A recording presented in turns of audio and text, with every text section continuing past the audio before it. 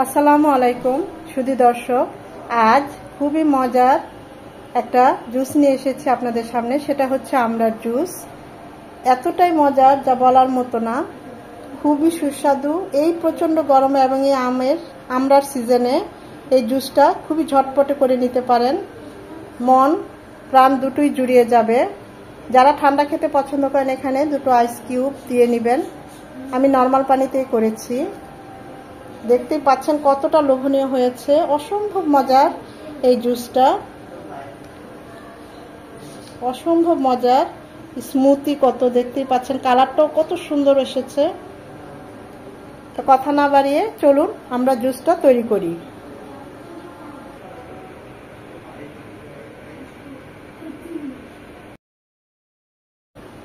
আমড়ার juice করার জন্য এখানে আমি একদম ডাসা মানে একটু বাত্তি সাইজের আমড়া নিয়েছি। এখানে একটু বাত্তি সাইজের আমড়াগুলোই ভালো, কারণ একদম কচিগুলো একটু পিচ্ছিল থাকে, এগুলো জুসটা ভালো লাগে না। কিন্তু এই বাত্তি সাইজের আমড়াগুলো জুসটা খুব ভালো হয়। এখন এগুলো আমি খুব পিলার দিয়ে ভালোভাবে ছিলে ছোট ছোট টুকরো করে নেব ব্লেন্ডারের সুবিধার জন্য। সাথে লাগছে আমার হাফ কাপ চিনি। আমি এখানে সবগুলো করব না, আমি এই 4টা বা 5টা আমরা জুস করব, ওই অনুযায়ী আমি সব পরিমাণ নিয়েছি। 4 টেবিল চামচ চিনি নিয়েছি, 2 পিস লেবুর রস,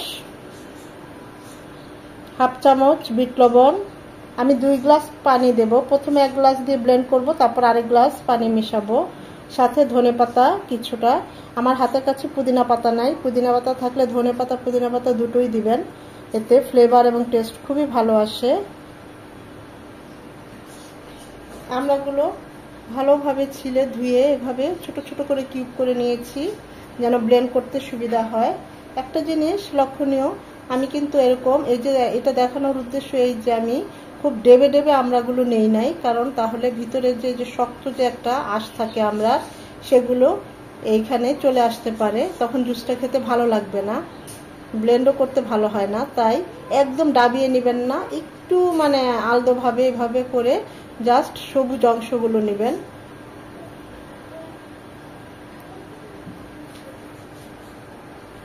ব্লেন্ড করার জন্য আমড়াগুলো দিয়ে দিচ্ছি। এখানে আমি 4টা আমড়া নিয়েছি, ওই অনুযায়ী সুগার নিয়েছি। আপনারা এর বেশি কম হলে সুগার বাড়িয়ে কমিয়ে নিতে পারেন। হালকা একটু ঝাল ঝাল হলে ভালো হয়, তাই আমি একটা কাঁচামরিচ একটু ভেঙে দিচ্ছি। আর কাঁচামরিচ খুব বেশি ঝাল হলে তাহলে একদম হাফ দিবেন। দিয়ে দিচ্ছি লেবুর রস, বিট লবণ, ধনেপাতা, সাদা লবণ।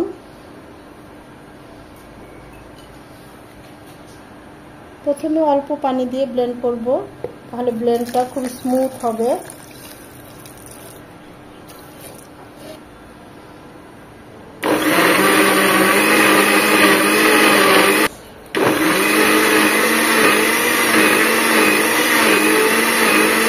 এক মিনিট ব্লেন্ড করে নেওয়ার পর এখন বাকি পানিটা দিয়ে দিচ্ছি।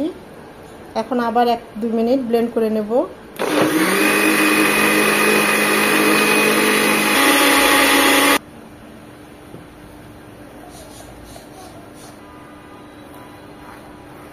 এভাবে ছেঁকে নিলে আমরা জুসটা খেতে আরো বেশি ভালো হয়। এগুলো মুখে লাগলে পরে ভালো লাগবে না। এখন তো আমড়ার সিজন, সর্বত্র আমরা পাওয়া যাচ্ছে, এত ভালো হয়। যারা এখনো ট্রাই করেন নাই একবার হলেও ট্রাই করবেন আমড়ার জুস। মিষ্টিটা যে যেমন পছন্দ করেন ওই অনুযায়ী চিনির পরিমাণটা বাড়িয়ে কমিয়ে নেবেন।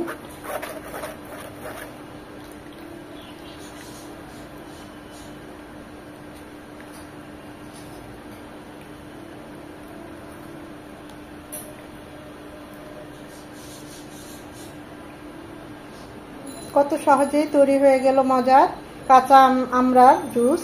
আমি এখানে আমার গাছের তুলসী পাতা দিয়ে গার্নিশ করে দিচ্ছি। আপনারা চাইলে পুদিনা পাতা বা ধনে পাতা দিয়েও গার্নিশ করতে পারেন।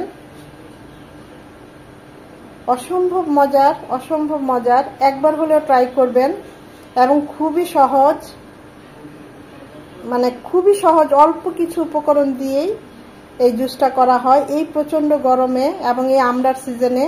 একবার হলে এই জুসটা ট্রাই করবেন। দেখতেই পাচ্ছেন কতটা স্মুথি এবং কতটা সুন্দর হয়েছে, খেতে অসম্ভব ভালো হয়।